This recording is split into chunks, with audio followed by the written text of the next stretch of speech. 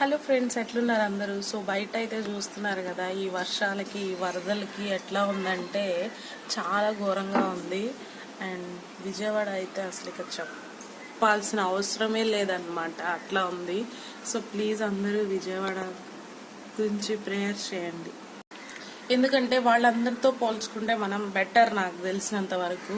So వాళ్ళు food లేక అసలు ముసలాళ్ళు కానివ్వండి, పిల్లలు కానివ్వండి, పెద్దలు కానివ్వండి, ఎంత మంది బాధపడుతున్నారో వాళ్ళని చూస్తుంటే నాకు అసలు ఏడుపు వస్తుంది. బట్ మనమైతే వెళ్ళి సాయం అయితే చేయలేకపోవచ్చు, బట్ సాయం చేసే వాళ్ళు చాలా మంది ఉన్నారు. సో వాళ్ళకి మనం మనీ రూపంలో కానివ్వండి, ఇంకా గవర్నమెంట్ కూడా చాలా చేస్తుంది. సో నేను వాళ్ళని ఏమీ అనట్లేదు. ఇంకా ఎవరైనా చేసే వాళ్ళు ఉంటే వాళ్ళకి మనం వెళ్ళి అక్కడికి చేయలేకపోవచ్చు, బట్ వాళ్ళు మనం మనీ పంపిస్తే వాళ్ళు డెఫినెట్గా చేస్తారు. సో అది మనకి ప్లస్సే కదా.